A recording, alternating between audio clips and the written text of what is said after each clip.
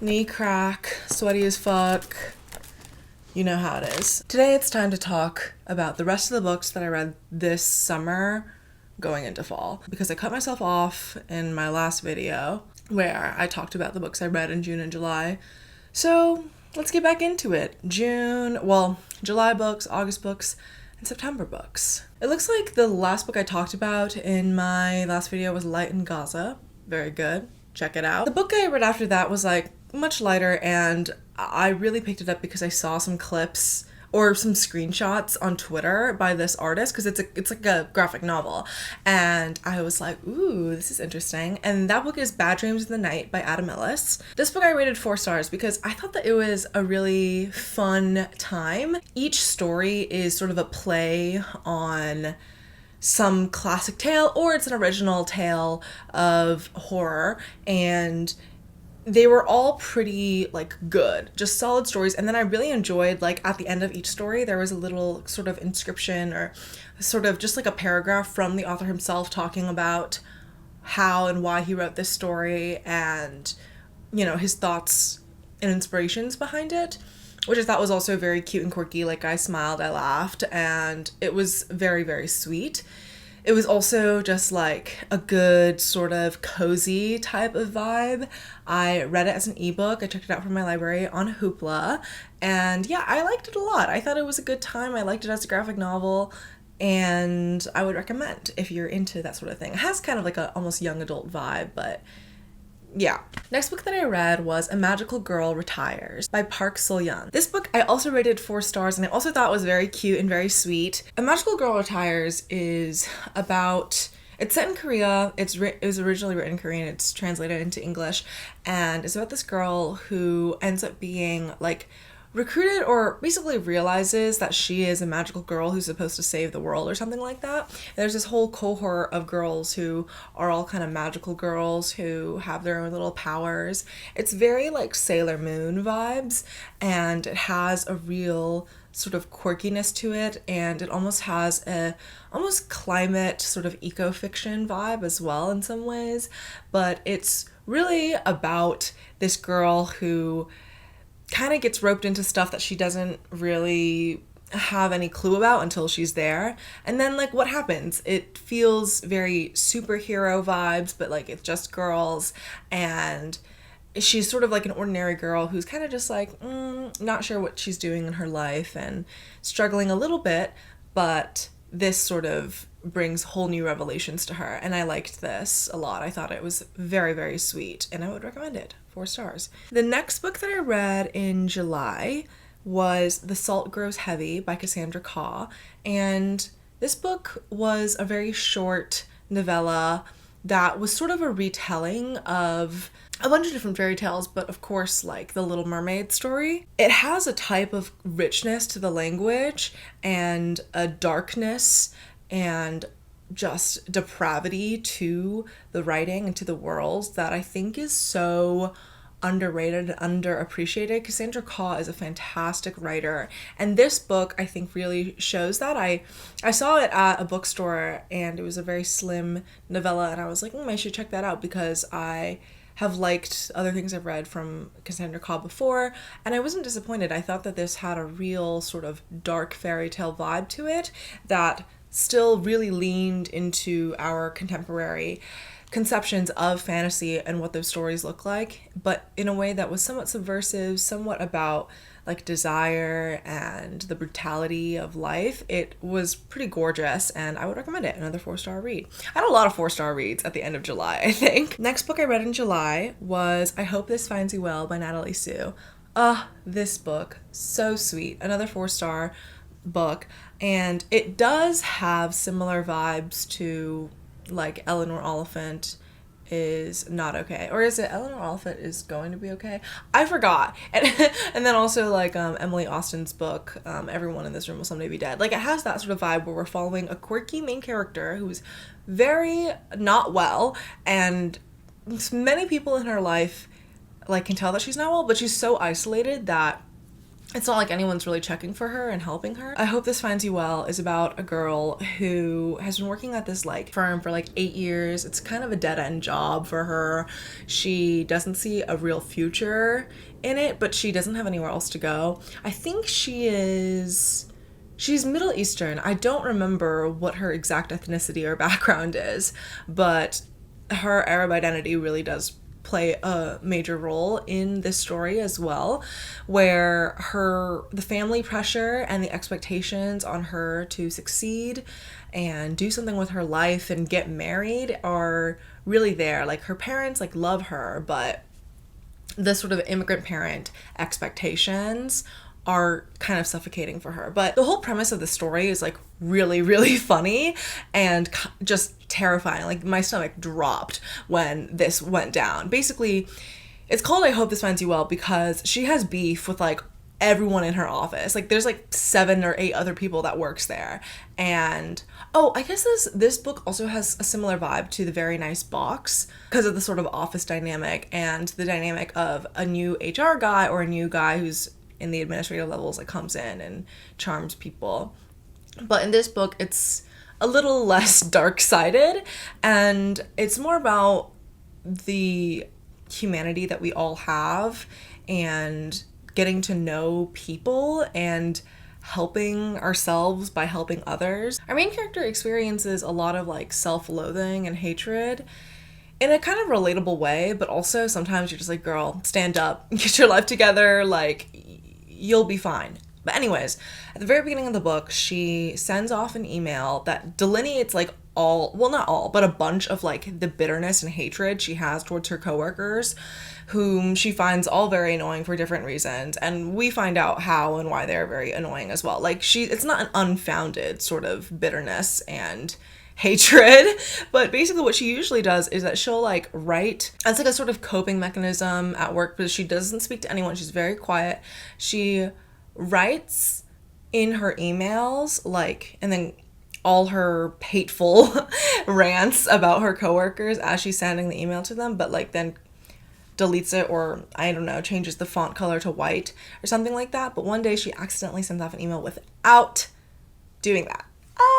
And so now everybody knows she's a hater, she's a hating ass bitch, and yeah. But then this new HR guy who gets brought into the company by the fuck ass boss, oh my god, the boss of this company, I wanted to kill him with my bare hands. Like, it was that serious. Anyway, so this new HR guy comes in and she and him kind of get into a little rapport, a friendship, something more, and it's very sweet. But he also has to like put her through like 6 or 8 weeks of like some sort of HR training so that she doesn't lose her job and things don't go to shit for her.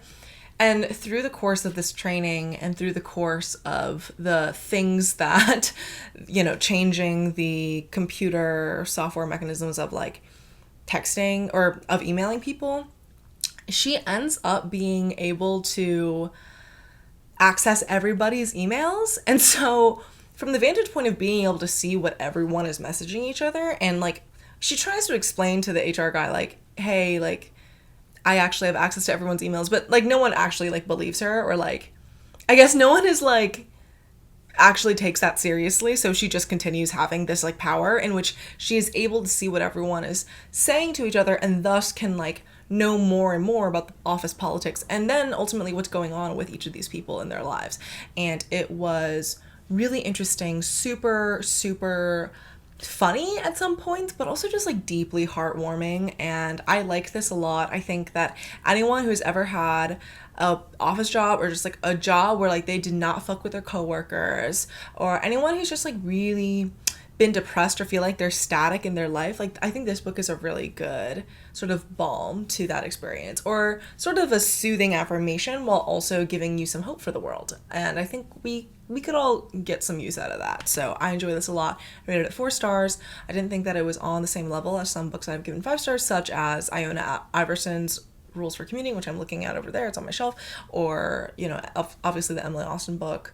But still pretty solid, and I was very engrossed in the story the whole time, which is ultimately what is important when reading a book, in my opinion. The next book that I read actually in August, at the very beginning of August, which is kind of funny because it's by Miranda July, was All Fours.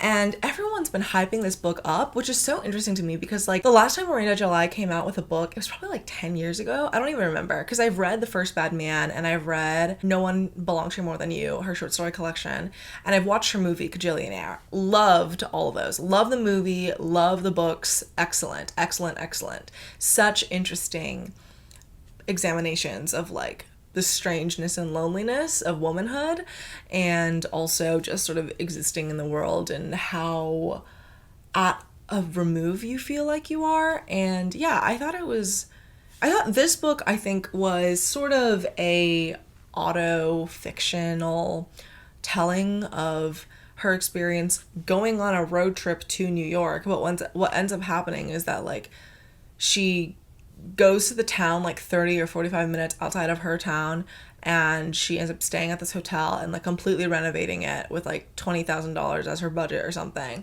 And then she ends up having like an affair with this guy who she runs into at a gas station on the way out.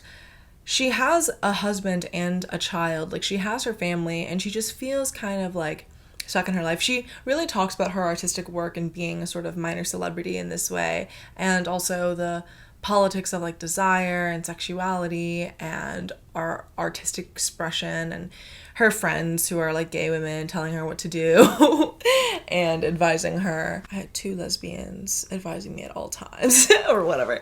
Like, she really is delving into her sense of self as she's hitting a sort of like midlife crisis type situation.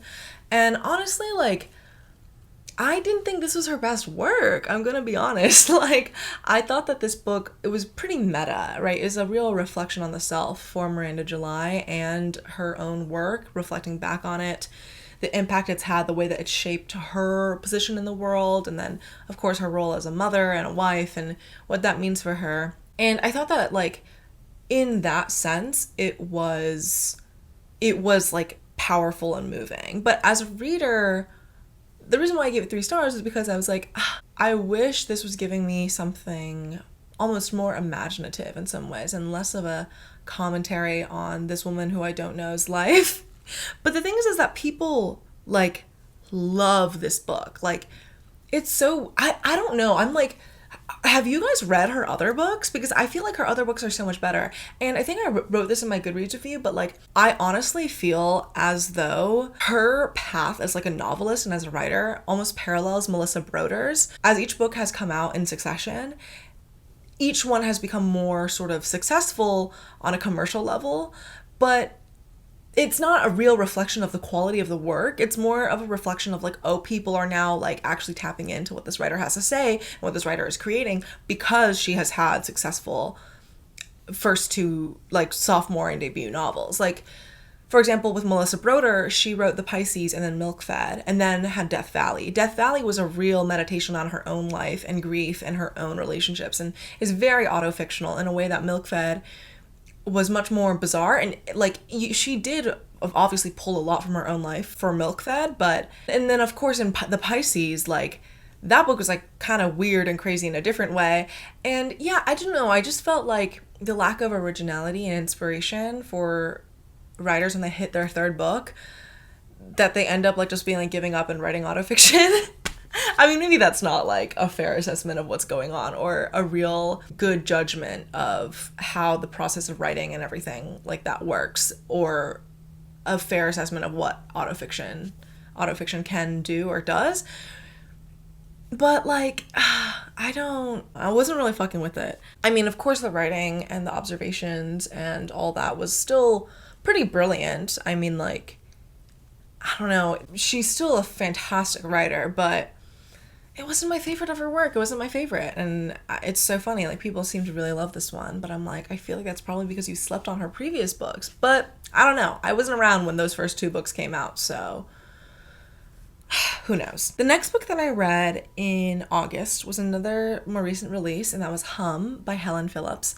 This book I thought was really interesting and cool and good. It was a good time. It's a short book. I rated it 4 stars, and it's sort of an eco-fiction climate apocalypse book. Well, it definitely is.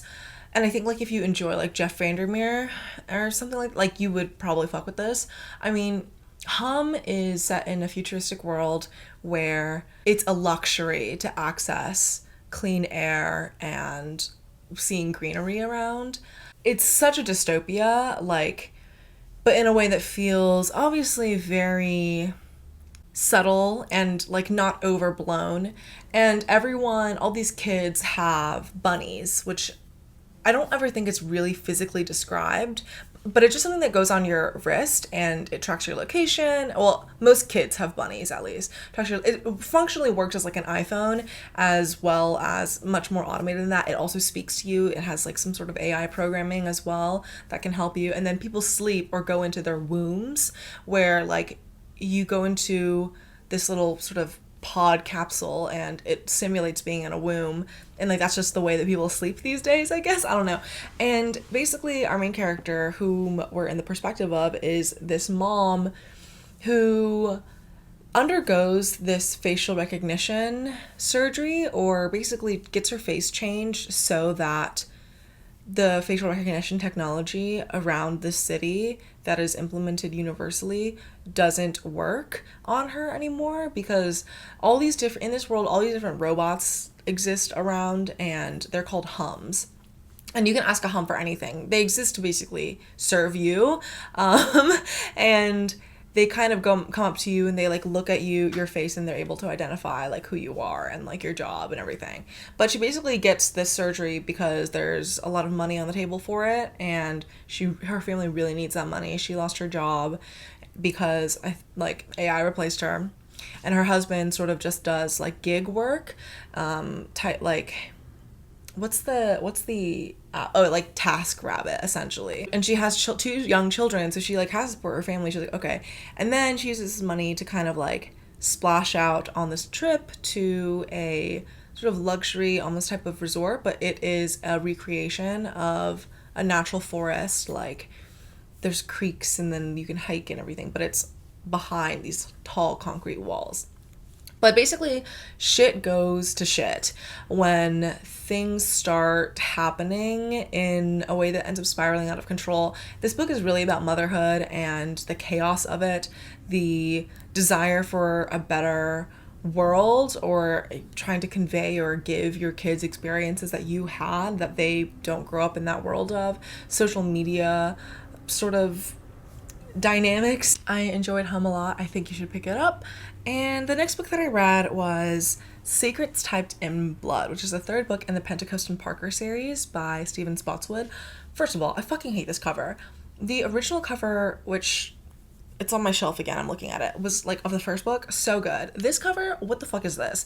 Anyway, third book in the series, and it's almost as good as the first book in the series, because the second book in the series like tattoos something, I forgot what it's called. Ass. Well, not ass, but like I didn't really like it. But this book, I loved this third book.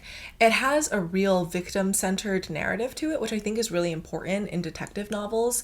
And it has like a real anti-cop, gay 1940s New York City, gritty, almost noir vibe that I really fuck with. I think is so fantastic and jumps off the page. It really immerses you. And the quirkiness of Willow Jean Parker, our main character, and the relationship she has with Lillian Pentecost, who is a woman on her own, and you know, what's going on with her, like their whole dynamic is fantastic. And the whole mystery that happens in this book, like the relationship that underlies it, the relationship that develops these new characters we get introduced to, are so heartwarming and fantastic. And I just loved it so much. And then there's another subplot that has carried over from the first book that becomes evident in this. Our main character, Willow Jean Parker, has to go undercover in an office building, and she has to sort of like fake her identity in multiple ways. And anyway, it's a fantastic book. And after I finished it, I had to read the next book, which was Murder Crossed Her Mind, which was the fourth book in the series. And I liked this one a lot as well.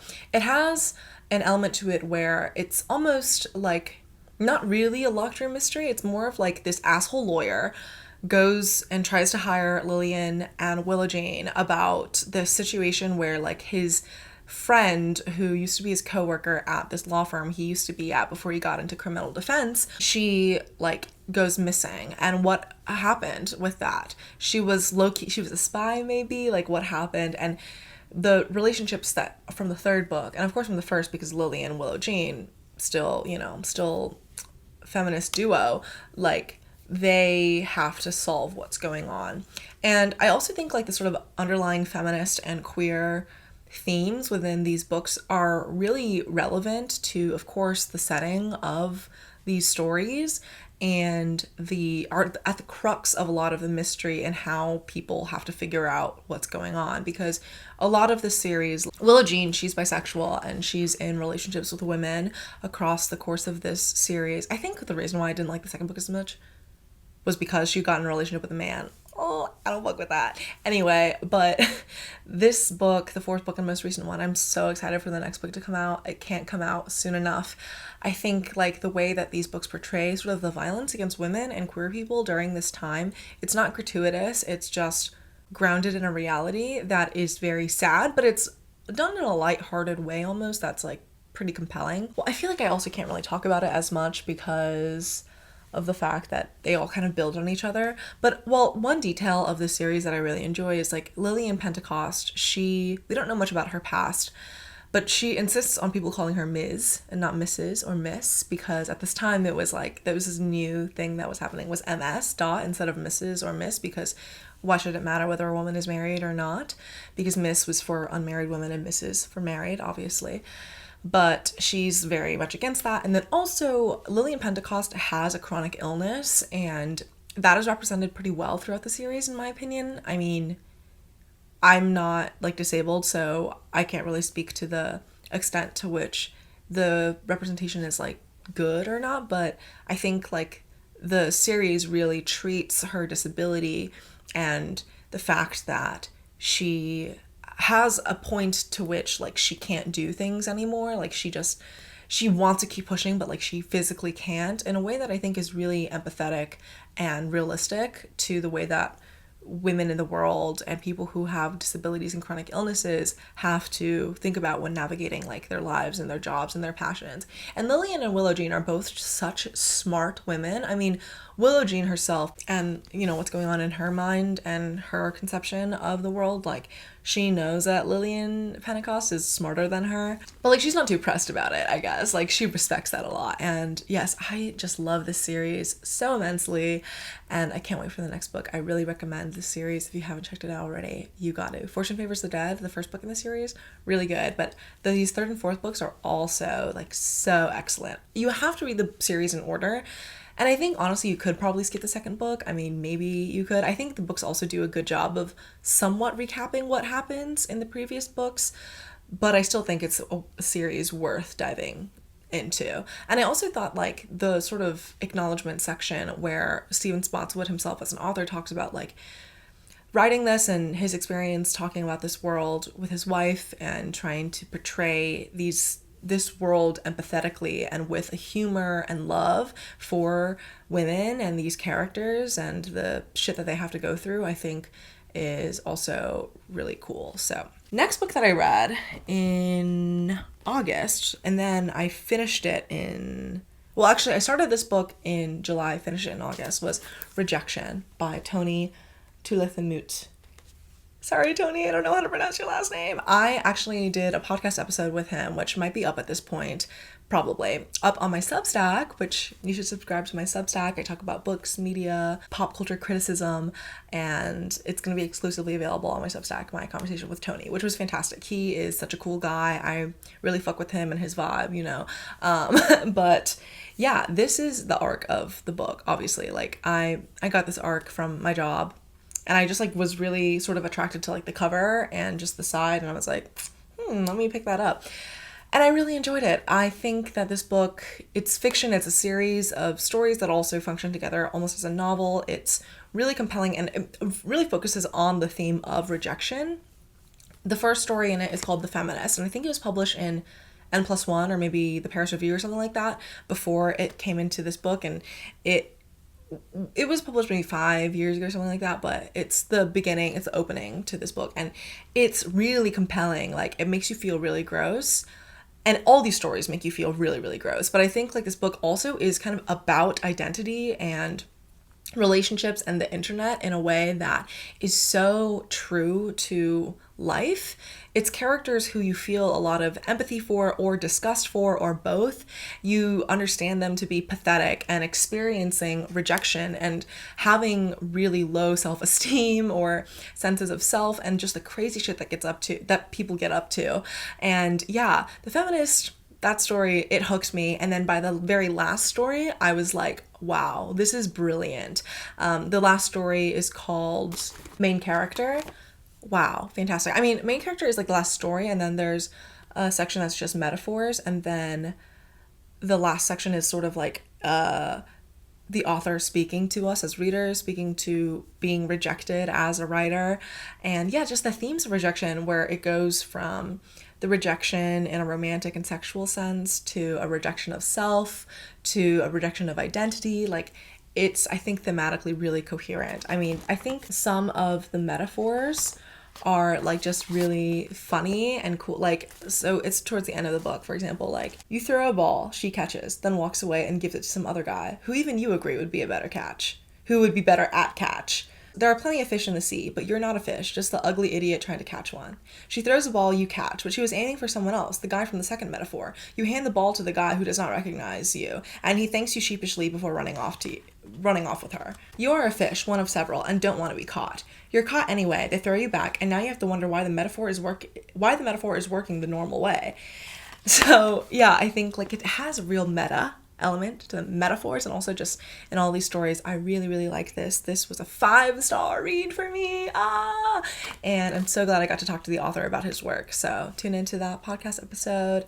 I really liked this. I haven't read his first novel, which I talk about in the episode, but this book, I liked it a lot. The next book that I read or finished in August, I had started at mid-July, was Tell Me I'm an Artist. I think I talked about reading this book in my reading vlog for the summer, and I like this a lot. I rated it 4 stars. I think that like part of what makes it so readable is the fact that the paragraphs and the chapters are really short, and it's about our main character who is an undergrad at a San Francisco art school. She comes from a really shitty family life and background. Like, she's poor, her sister is a drug addict who's like always running away, and in the midst of some bullshit, her sister has a baby, and her mom is a nurse, and like they grew up in a trailer park, and the mom has to like take care of this baby because the sister keeps running away. So she's kind of stuck in that world on some level. She keeps on getting texts from her mom being like, have you spoken to your sister? And at the same time, she's in this sort of like rich kid art school world, and she has a best friend whom she really admires, but who also comes from a lot of privilege.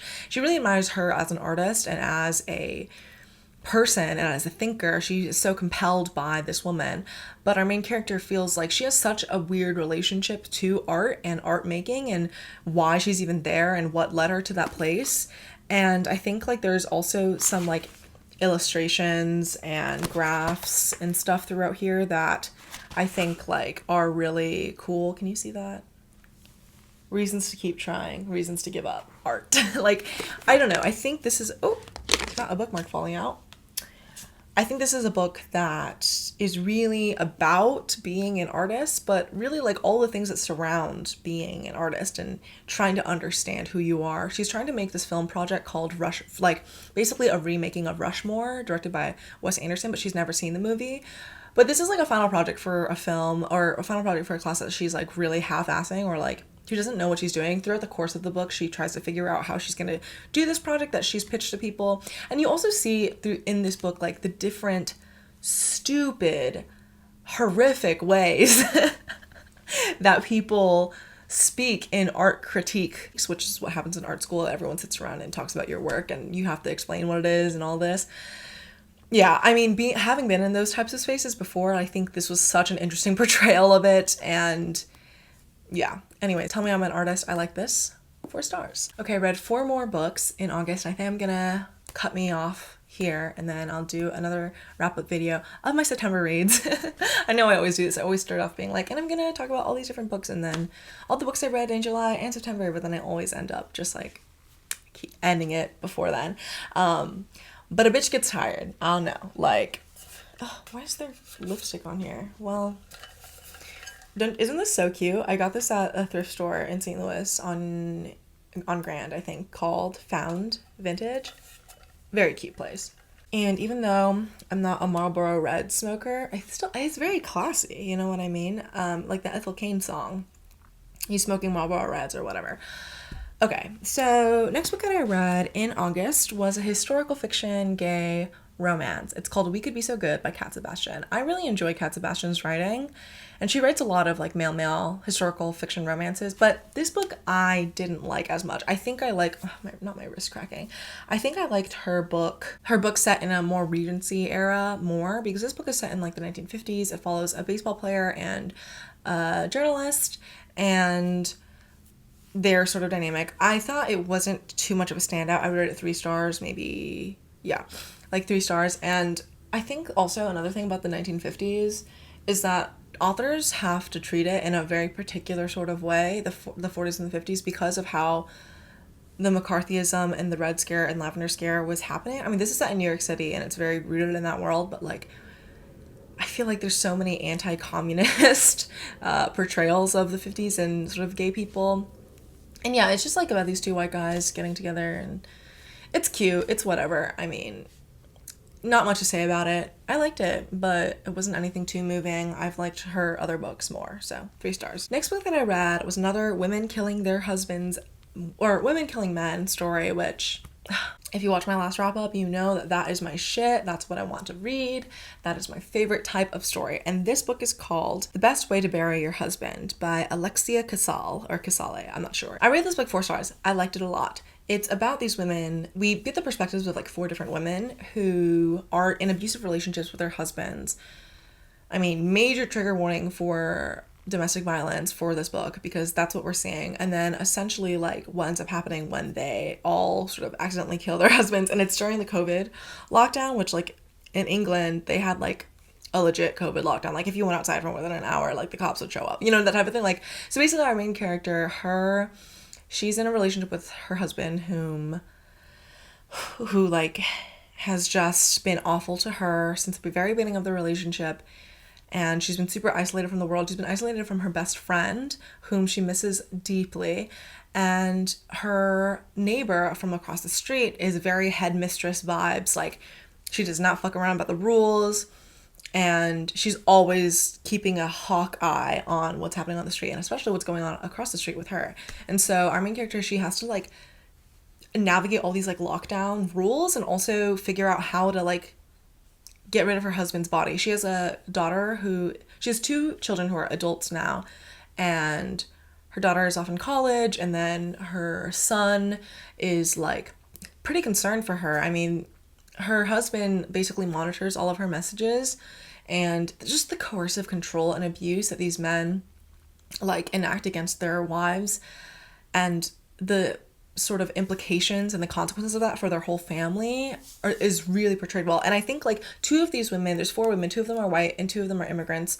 One of them I think is from Pakistan, I don't remember, and then the other one is from Africa, I think, and they have respective husbands from their cultures and sort of the community dynamics involved there as well. And yeah, I think like basically these 4 women end up, by a stroke of luck, by some sort of way, they end up coming together and trying to figure out how to best get this shit done and absolve themselves and not be caught.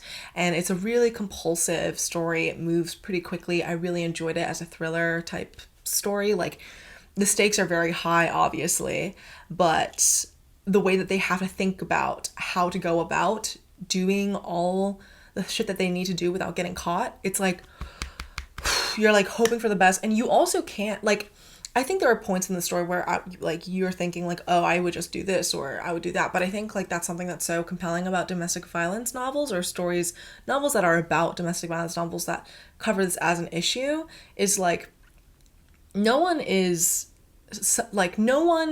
immune to being abused. Like, anyone can be abused. You don't have to be a certain type of person to be abused or to be violated. Like, there's nothing wrong with you if you are. You're just, because it's not your fault, obviously. It's the abusers.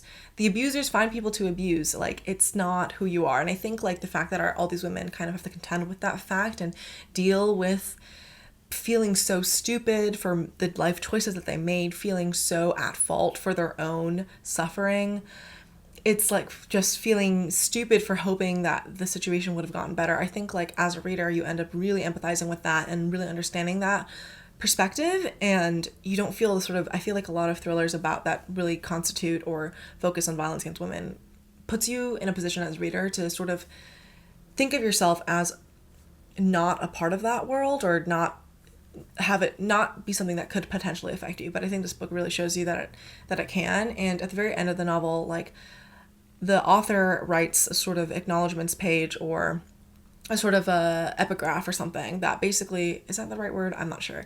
Or basically she talks about the rates of domestic violence that went up during the COVID lockdown, and like the actual real life consequences of women who are killed by their husbands and not women who kill their husbands. And the fact that most women who do kill men are doing it in self-defense. And she uses some really good statistics. She talks about her own experience, like working with domestic violence survivors in her own professional capacity, and the difficulty navigating that for different cultures and under different circumstances.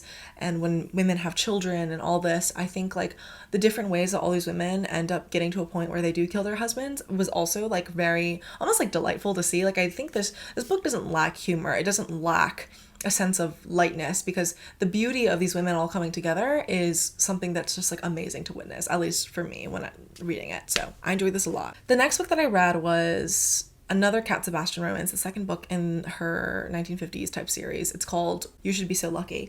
3 stars. I mean, very similar vibes to, actually, wait. I described We Could Be So Good with the plot of We Could Be So Lucky. Oops. We Could Be So Good is about journalists in a journalism place, a sports journalist, and then like a book criticism journalist. We Should Be So Lucky is the baseball one. Anyways, oopsie, but yeah, it was fine. It was fine. 3 stars. I don't really have much to say about it that I haven't said about the first book in the series that I accidentally described as this book. Anyways, okay. And then finally, the last book that I read in the month of August was The Night Guest by Hildur Knútsdóttir. I don't know about these fucking Icelandic names. But this was, I think, a translated piece of fiction, and it's a very short horror novella about a woman who like is going through some shit, but none of the doctors, none of her friends are giving her any useful advice. It's like, you know, when you have like a chronic illness, or when you have you're going through some hard shit and everyone around you is like, just try yoga, just go on walks every day, try some green juice or whatever. But like she's going through it. And I felt like the story about her being a woman in this world and trying to navigate these different relationships. She like hooked up with her coworker, and like, what's that like? And then she keeps on waking up with like bruises all over her body, like, and then she has a sister who went missing or who died, and she is kind of a haunting figure in her life. I thought the ending was really weird and interesting, but I don't think I fully understood it. But I don't even know if I really want to.